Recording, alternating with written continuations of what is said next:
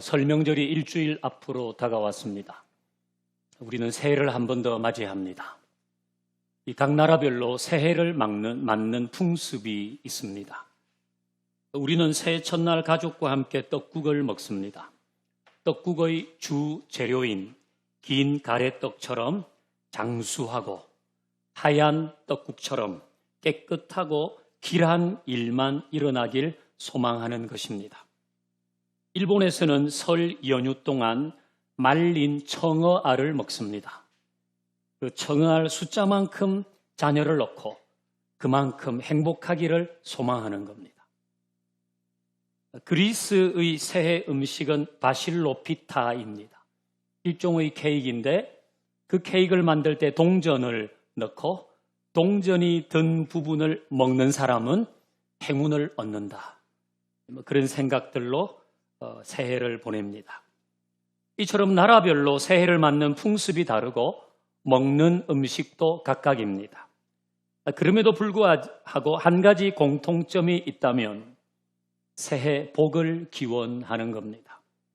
피부 색깔도 다르고 먹는 음식도 다르고 사는 방식도 다르지만 새해에 복을 구하는 것은 세계 공통입니다. 성경에는 복 이야기가 많습니다. 하나님은 우리에게 복을 주시는 분이시죠. 뿐만 아니라 우리에게 서로 복을 빌어주라고 말씀하십니다. 오늘 본문이 대표적입니다. 오늘 본문은 우리에게 서로 축복할 때 이렇게 축복하라고 주신 말씀입니다.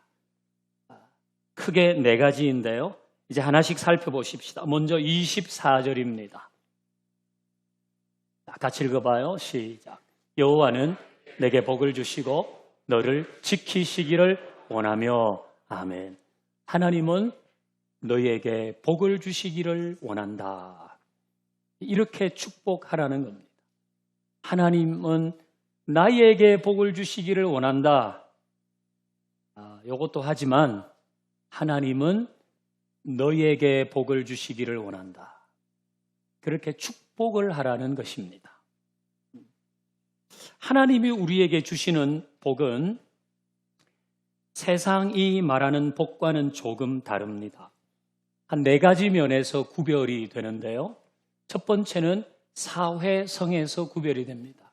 이 이야기는 보통 우리가 세상에서 복을 받으려고 하는 것은 내가 잘 먹고 잘 사는데 초점이 있다고 하면 하나님이 주시는 복은 나만 잘 먹고 잘 사는 것이 아니라 내 주변에 있는 사람이 다 유익하게 되는 것, 사회성이 있는 겁니다. 두 번째는 윤리성에서 구별됩니다. 보통 세속적인 복은 그 복을 받기 위해서 어떻게 하든지 별로 중요하게 생각하지 않습니다. 그러나 하나님이 주시는 복은 바르고 깨끗하게 그리고 정직하게 살면서 받는 복입니다. 셋째, 과정에서 구별됩니다. 세상적인 복은 과정이 없이 결론 한방 일확천금을 꿈꾸지만 하나님이 주시는 복은 수고와 노력과 땀 위에 부어지는 복입니다. 넷째, 지속성에서 구별됩니다. 이 세속적인 복은 풀과 같습니다. 어떤 때는 급속하게 자라는데 잠시 후에 사라져 버립니다. 하나님이 주시는 복은 백향목처럼 천천히 더디게 자라는 것 같지만 지속적입니다. 세상의 복은 처음에는 복인 줄 알았는데 시간이 지나면서 복이 아니었어요. 짐이 되는 경우도 있습니다.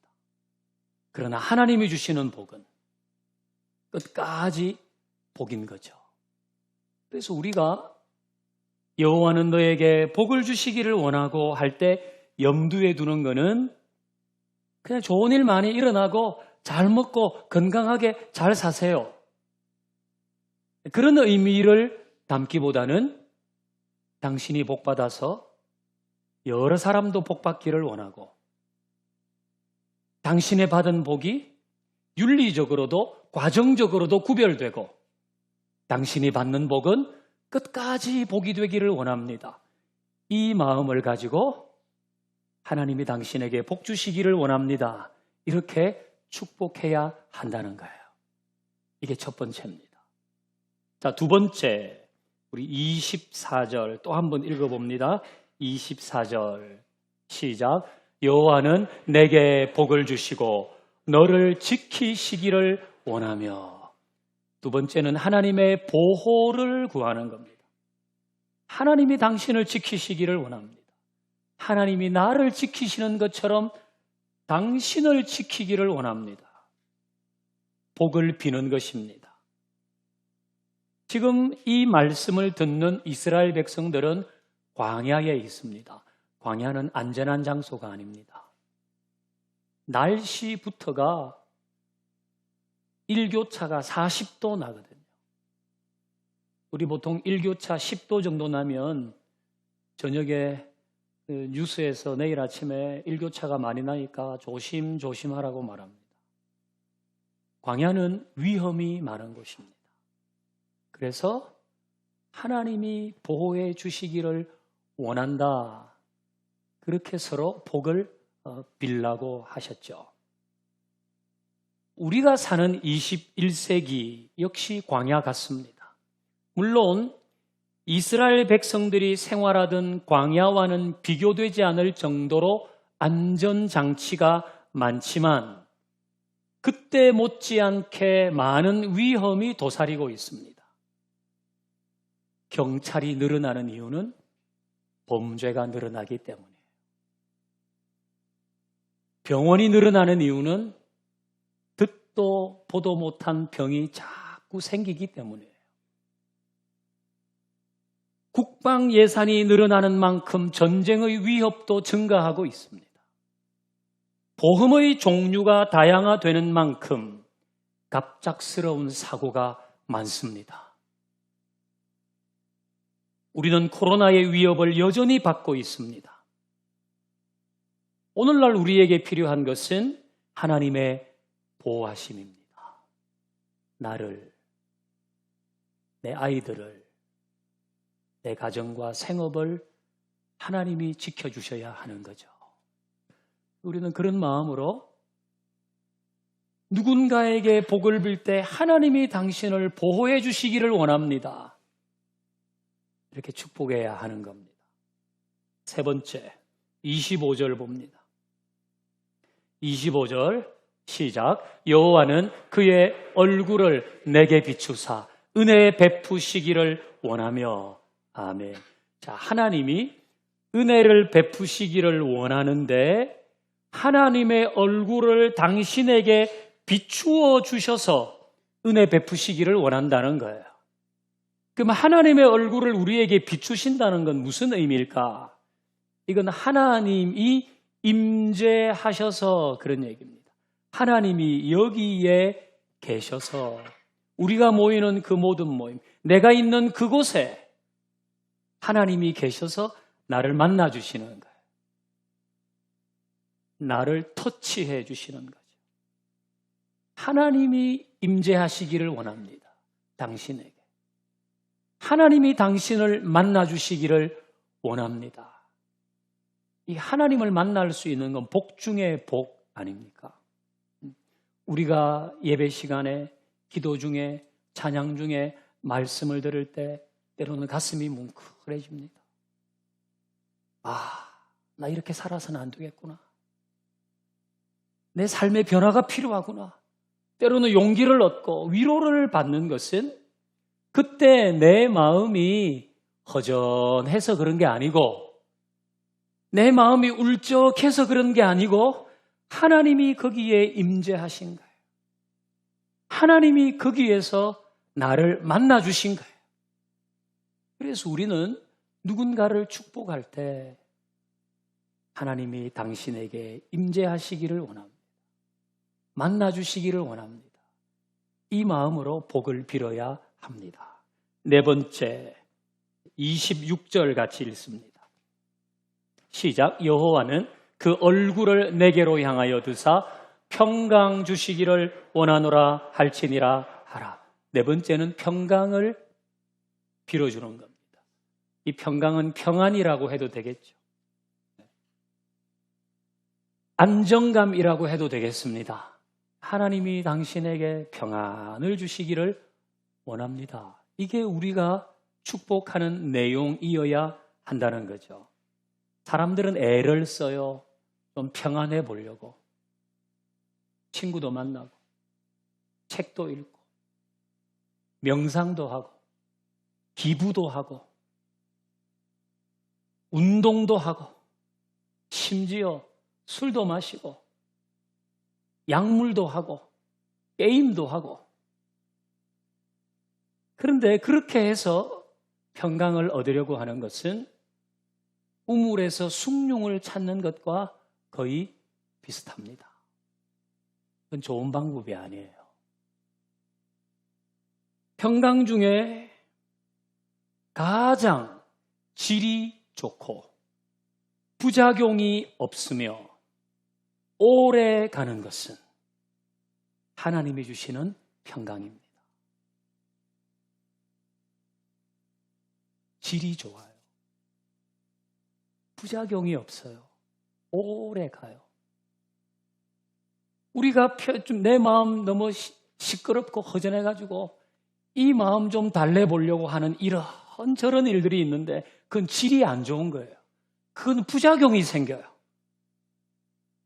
오래 가지도 않아요. 하나님이 주시는 평강이 제일 질이 좋고 부작용이 없고 오래 가요. 여러분도 다 경험해 보셨어요. 우리는 이 평강을 빌어주는 거예요. 당신에게 하나님의 평강이 있기를 원합니다.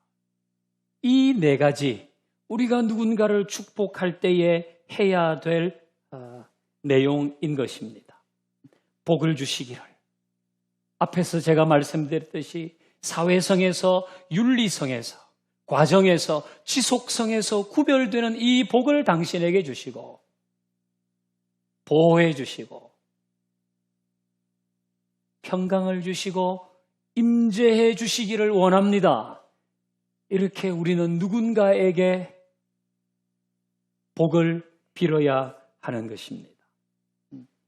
이것이 그리스도인이 해야 될 일입니다. 그래서 축복은 그리스도인의 생활이 되어야 됩니다. 이건 내가 기분 좋을 때 한 번씩 하는 게 아니고 생활화 되어야 됩니다. 꼭 그래야 됩니다. 자, 우리 다음 성경 구절 로마서 12장 14절 한번 보십시다. 제가 읽어볼게요. 너희를 박해하는 자를 축복하라. 너희를 박해하는 자를 축복하라. 축복을 하되 심지어 박해하는 자까지 축복하라고 하세요. 그야말로 우리는 축복을 생활화해야 되는 겁니다. 제가 어릴 때 이제 목사님하고 이제 권사님, 집사님들이 우리 집에 신방을 와요. 이제 신방을 오면 방에 들어와서 딱 앉자마자 누가 사인도 안 줬는데 딱 앉아서 기도를 해요. 저는 처음에 이게 무슨 규칙인 줄 알았어요. 왜 그렇게 했나? 자, 누가복음 10장을 보면 답이 있는데요. 10장 5절 읽어봅니다. 시작. 어느 집에 들어가든지 먼저 말하되 이 집에 평안할지어다 하라. 아멘. 어느 집에 들어가든지 어느 집에 들어가든지 먼저 이 집이 평안하기를 원한다. 그렇게 하라는 거예요. 그러니까 그때 신방원 분들이 다 우리 집에 들어오자마자 아무 다른 거 하기 전에 먼저 우리 집의 평안을 빌고 우리 집에 은혜를 구했겠죠. 사실 지금도 우리 그렇게 하고 있어요. 근데 신방 가거나 하면 우리 가서 딱 이렇게 하잖아요. 먼저 그 집의 평안을 빌고 그 집을 위해서 기도하지 않아요? 여러분, 이 말씀은 예수님께서 언제 하셨는가 하면 70명의 전도자를 파송하실 때, 70명의 전도자를 파송하실 때 하신 말씀이에요. 여러분, 전도자가 이제 가면서 전도할 때 예수 믿는 사람 집에만 갑니까? 아니잖아요. 예수를 안 믿는 사람 집에도 가고, 교회를 욕하는 사람 집에도 가고, 안티 크리스찬 사이트 운영하는 사람 집에도 가고, 모든 사람 집에 다 가잖아요. 근데 그 집에 가서는 그냥 무조건 평안을 빌라는 거예요. 그 사람 신상을 찾아본 다음에 하는 게 아니라 그 집에 들어가면 어느 집이든지 먼저 평안을 빌어라. 그렇게 말씀하십니다. 우리는 복을 빌고 평안을 빌고 그 사람을 축복하는 것을 언제나 생활화해야 돼요.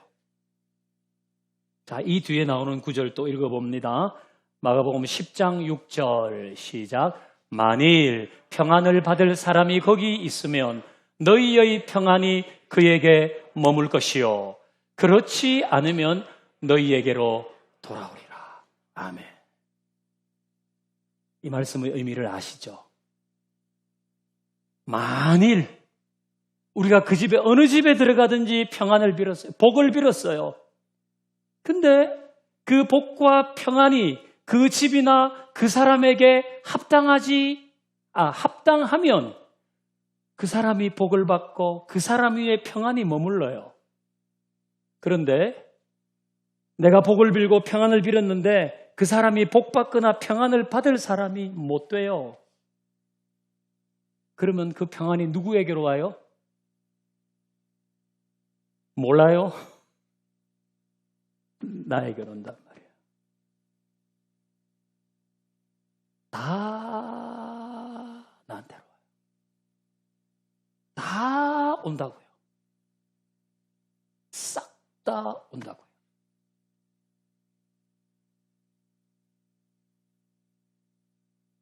이 머리가 조금만 돌아가면 이 복을 빌어야 될지 안 될지 알 수 있어요.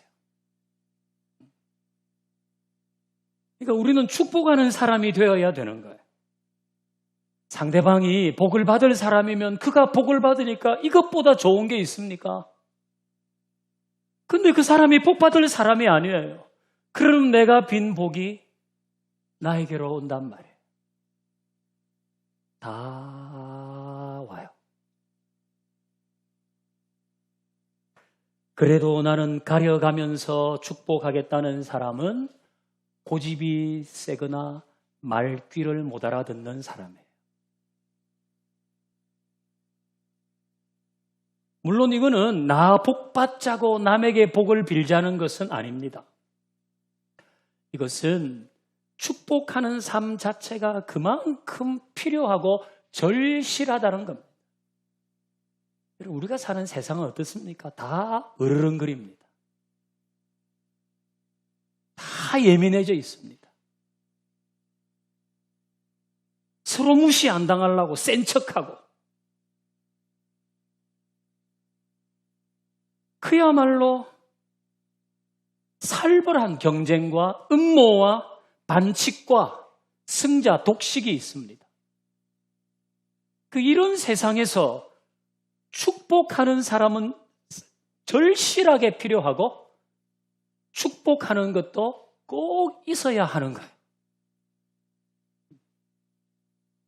내가 복을 빌어야 하는 당위성은 말할 수 없이 분명합니다. 축복을 생활화하는 것이 필요해요. 우리 사회가 정글 같기 때문에 그래요. 축복해야 돼요. 우리가 인간관계 속에서 해야 할 일은 축복을 생활화하는 겁니다. 하나님이 당신에게 복 주시기를 원하고 당신을 지키시기를 원하고 하나님이 당신에게 임재하시기를 원하고 평강을 주시기를 원합니다. 이 네 가지로 축복을 해야 돼요. 복을 빌어야 되는 것입니다. 직장 동료, 부하 직원, 경쟁자, 경쟁업체, 나랑 코드가 안 맞는 사람, 보기 싫은 사람, 거북한 사람, 미운 사람, 우리 소그룹에서 이사 갔으면 좋겠는 사람, 누구든지 축복하라는 주님의 말씀입니다.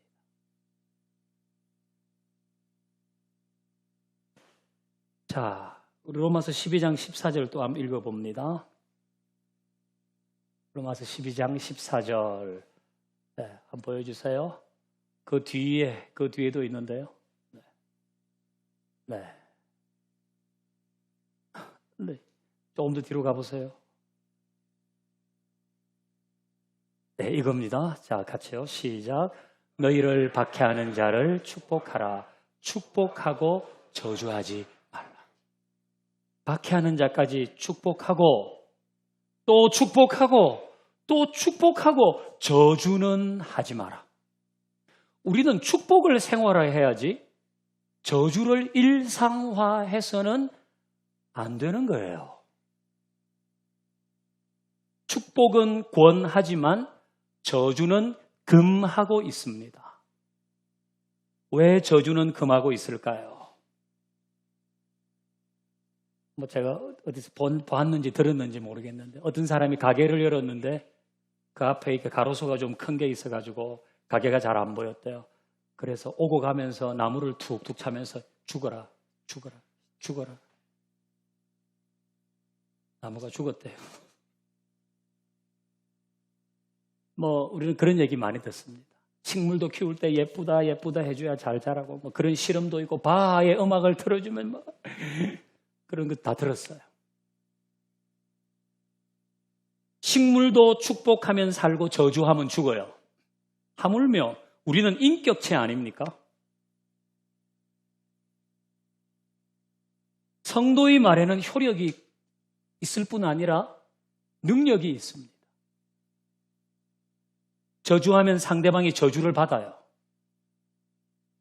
예수님 제자들에게 말씀하셨습니다. 너희가 땅에서 매면 하늘에서도 매이고 땅에서 풀면 하늘에서도 풀린다. 이 얘기는 땅에 사는 성도가 어떻게 하느냐가 하늘의 일을 결정한다는 겁니다.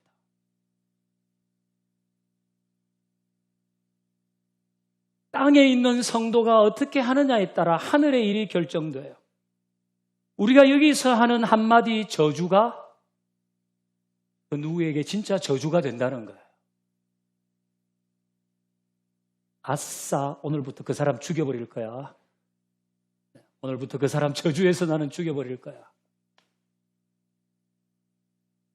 자, 우리 앞에서 누군가에게 복을 빌었어요. 그 사람이 복받을 사람이면 그 복이 그에게 가는데 그 사람이 복받을 사람이 아니면 그 복이 다 누구에게로 와요? 나에게로 와요. 내가 누구를 저주했어요. 그 사람이 내가 한 저주를 받을 만한 사람이면 그의 그 저주가 가겠죠. 근데 그 사람이 내가 하는 그 저주를 받을 사람이 아니에요. 그럼 그 저주는 누구에게로 가요? 싹 다 나한테 오는 거예요.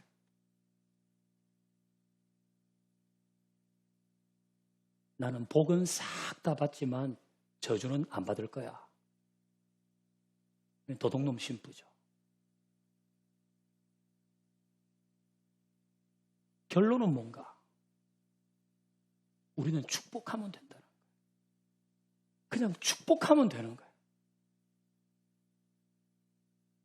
저주할 필요 없어요. 여러분, 그 사람이 복을 받을 사람인가 저주를 받을 사람인가 누가 판단합니까? 여러분이 판단합니까? 여러분이 어떻게 하세요? 하나님이 아시는 거예요. 그건 하나님이 하시는 거예요. 그런데 내가 그 사람을 저주해요? 내 감정대로? 내 기분 나쁘다고? 여러분, 함부로 저주하면 안 돼요. 큰 실수하는 거. 우리가 축복해야 될 이유는 너무 많습니다. 이런 민수기 14장, 이제 지금 민수기 우리 묵상하는데 계속 묵상하겠죠. 민수기 14장 무슨 내용입니까? 12정탐꾼을 가나안에 이제 보냈어요. 돌아와서 10명이 가나안 들어가면 우리 다 죽는다. 모세가 우리 죽이려고 여기 데려왔다. 그래서 밤새 원망했습니다. 모세를 원망하고 하나님을 원망하고 우리 죽이려고 데려왔다고 말했습니다. 모세를 저주한 거죠. 그 사람들 어떻게 됐습니까? 그 저주대로 자기들이 다 광야에서 죽었어요. 함부로 저주하면 안 돼요. 왜 내 인생이 이렇게 시끄러운가? 나는 축복을 많이 하는가? 욕을 많이 하는가? 생각해 봐야 돼. 왜 내 인생에 평안이 없는가? 내가 평안을 빌지 않은데 어떻게 내 인생에 평안이 있겠어요? 내가 맨날 욕만 하고 지 애비 닮아서 그렇다 그러고 지 애미 닮아서 그렇다 그러고 어떻게 나에게 평안이 있겠어요? 그 사람이 진짜 지 애비를 닮았는지 애미를 닮았는지 그거 내가 판단할 문제입니까? 그건 내가 할 수 있는 게 아니에요. 저주하면 안 돼요. 우리가 축복만 하면 돼요. 얼마나 좋아요. 그래서 그 사람이 복받을 사람이면 복을 받으니까 좋고 그게 안 되면 그 복이 나에게 돌아온다고 하니까 그래도 좋고 축복을 많이 하나 저주를 많이 하나 돌아봐야 돼요. 저도 누구 욕할 때가 있어요. 근데 진짜 그러면 안 될 것 같아요. 생각해 봐야 돼요. 왜 이렇게 시끄럽고 뭐가 잘 안 되지? 내가 사는 방식이나 내가 말하는 방식에 문제가 있는 건 아닌가? 오늘 우리 할렐루야 찬양대가 기도송을 바꿨어요. 오늘 처음 바꿨죠? 네. 내 입술의 모든 말과 마음의 묵상이 주께 연락되기를 원합니다. 맞죠?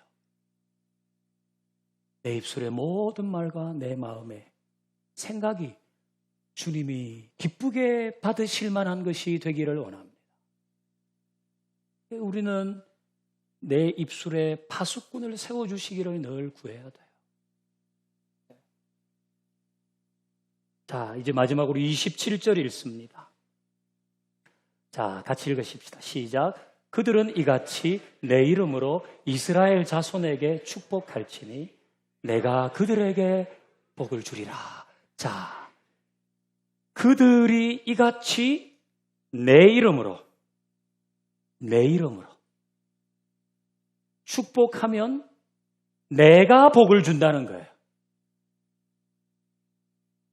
우리가 하나님의 이름으로 누구를 축복하면 하나님이 그에게 복을 주시는 거예요. 내가 내 영역으로 내 기도빨로 누구를 축복하는 게 아니고 나는 그냥 하나님의 이름으로 하나님의 복이, 하나님의 평강이, 하나님의 보호가, 하나님의 임재가 당신에게 있기를 원합니다. 그러면 복은 누가 주시나? 하나님이 주신다. 평강은 누가 주시나? 하나님이. 누가 보호하시나? 하나님.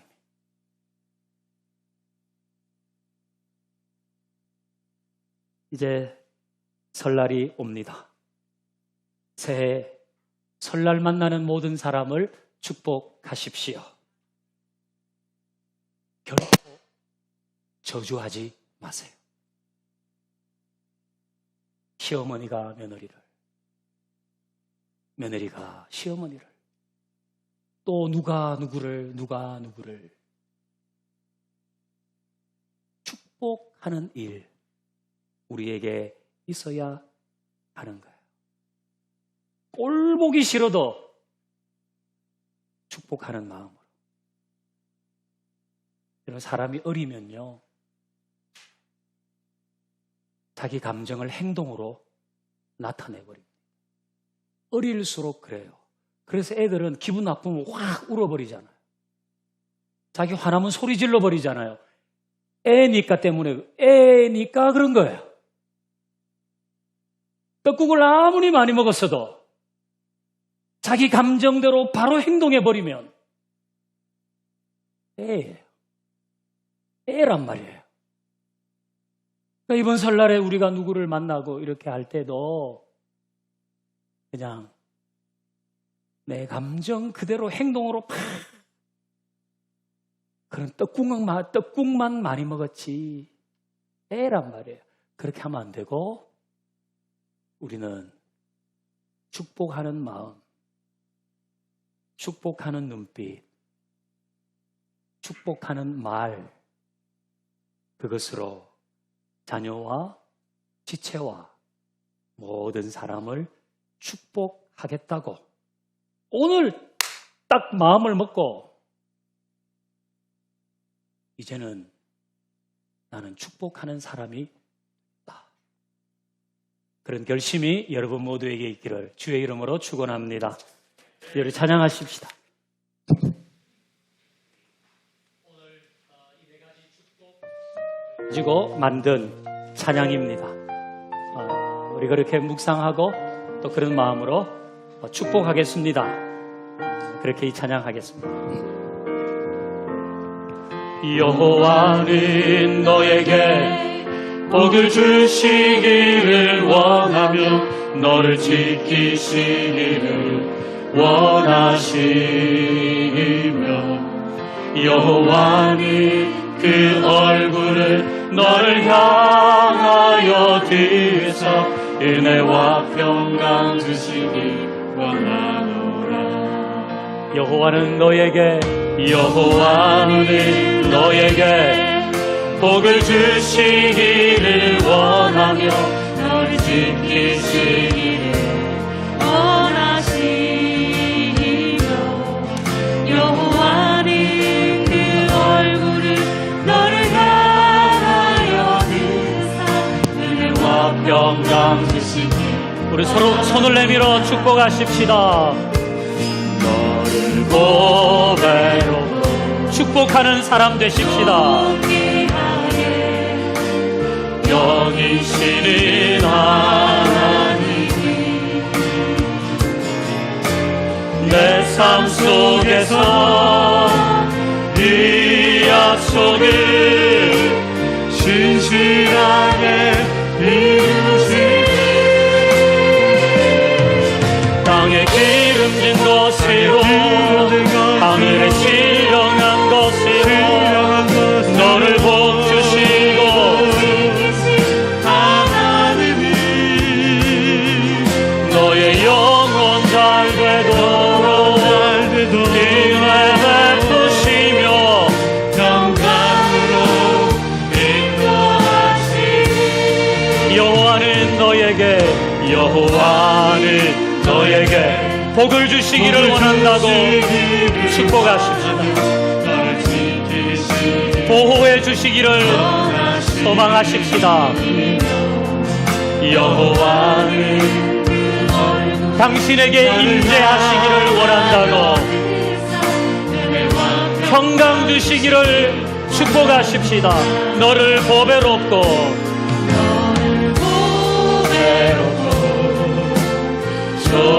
존귀하게 축복을 생활화하며 여기시는 하나님이 내 삶 속에서 이 약속을 신실하게 이루시니 아멘. 땅에 기름진 것으로 하늘에 신령한 것으로 지키실 하나님이 너의 영혼 잘 되도록